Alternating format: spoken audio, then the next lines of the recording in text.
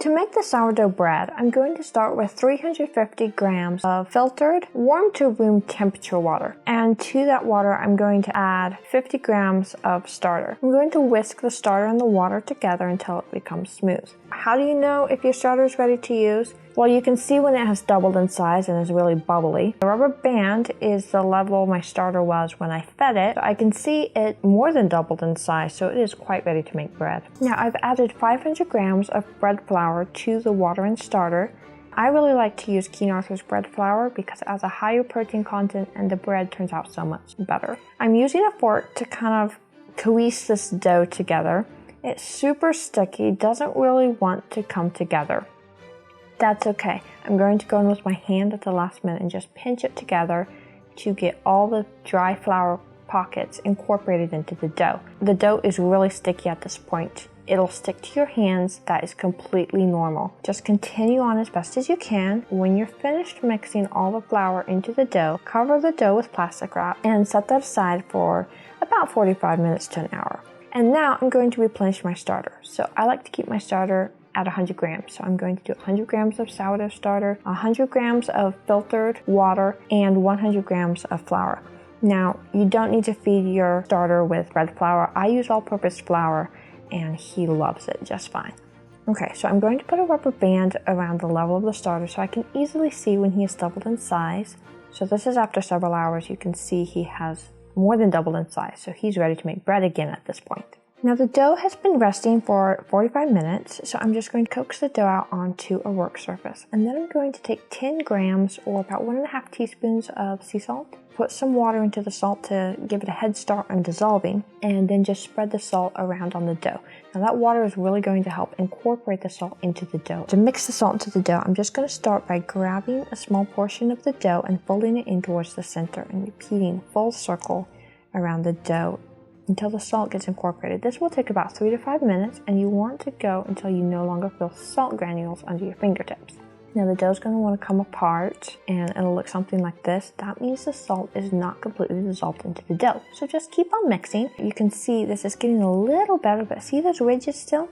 That means the salt is still not incorporated. So at this point, I'm kind of beating the dough on the counter. That helps strengthen the gluten a little bit. And I'm not filling any salt anymore. Smooth the dough into a ball. And then using my bench scraper, I'm going to replace it into the bowl, cover it over. And you can either go into a bulk rise of 8 to 10 hours until the dough is doubled in size. But I'm going to do a series of stretch and folds every 45 minutes. And a series of stretch and folds is just what it sounds like. You stretch and fold the dough. So I'm wetting my fingertips, because the dough is really sticky at this point and I don't want it sticking to me. I'm just going to coax the dough up, stretch it up, and fold it over itself. Repeat this on all 4 sides of the dough. Lift it up, stretch ever so gently. You don't want to tear the dough, you just want to coax it up. Fold it over, and then repeat the last time, stretch it up and fold it over. Cover this dough again, and in about 45 minutes that dough will be relaxed again, and we'll do another stretch and fold. Okay, see how flat that dough is? That means it's ready for another stretch and fold.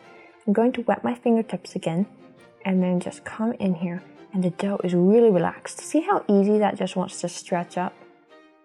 I'm just using minimal pressure, stretching up. I'm not tearing the dough here at all.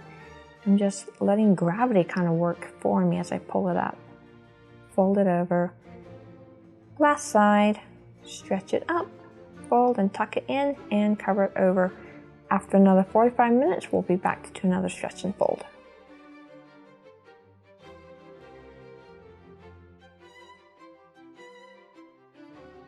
On this 4th stretch and fold, you can see how it's still wanting to hold its shape.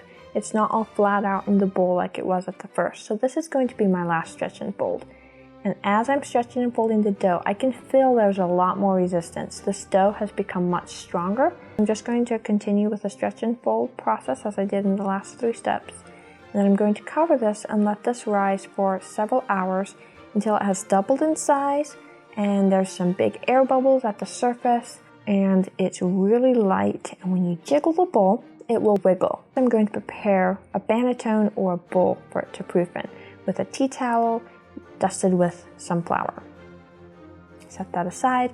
Then flour my work surface, turn the dough out gently onto the counter, and fold over one side at a time and tuck it in to the dough. Create a nice strong seam. And then I'm going to remove any excess flour on the counter so that I can get a nice firm shaped loaf. Using gentle but firm pressure, I'm going to roll the dough towards myself and tucking the dough underneath itself to create a nice smooth surface tension on the top of this loaf. And you want a good tight loaf because it will trap the gases inside the loaf and help your loaf rise better in the oven. If it's not tight enough, all the gas will just escape right through the surface of the loaf and you'll end up with a dense flat loaf. That's looking good, so using my bench scraper, I'm just going to flip this dough upside down and place it down in the basket. And then with this extra bit of tea towel that will cover the top, I'm going to take it to the sink and pour water over that excess flap so the top of this towel is now damp. Cover the dough with this damp towel and that will help prevent the loaf from drying out. Now you can let this loaf rise for an hour before baking on the counter, but I'm going to put it in the fridge overnight. When you're ready to bake, you'll need parchment paper, a serrated knife, and a razor blade. I have my loaf here and I'm just going to place the parchment on top of the loaf and gently invert the bowl onto the parchment. I'm going to sprinkle the surface of the loaf with flour and rub it gently in. Then with my serrated knife, I'm going to cut it to 45. And it's just one continuous smooth cut about 1/4 inch deep from top to bottom of the loaf. With a sharp razor blade, I'm going to come in and just make some nice earmarks in the shape of a wheat head. Now I've preheated a Dutch oven at 450 degrees for an hour because that will help your loaf to get extra oven spring, get that high loaf. Into the Dutch oven, we put the loaf using that parchment sling. That parchment sling is super nice. It keeps your fingers safe from the hot sides of the Dutch oven. Now this goes into the oven for 30 minutes. After 30 minutes, we're going to remove the lid and continue baking for another half hour. Now I like to check it at 20 minutes. If it's getting too brown, I'll put the lid back on and continue baking for another 10 minutes. So after an hour of baking, ooh, that's pretty. It's golden brown, it looks done, so remove it. If you tap on the crust and it sounds hollow, that is the sign that it is perfectly done. The spread needs to cool for an hour before cutting into it. If you cut into it too soon, the inside will be gummy. You will be so rewarded. When I first started making sourdough, I was overwhelmed. There was so much going on, but just take it step by step and you'll get the hang of it. And of course, if you have any questions, let me know. I'd be happy to help you. Happy baking!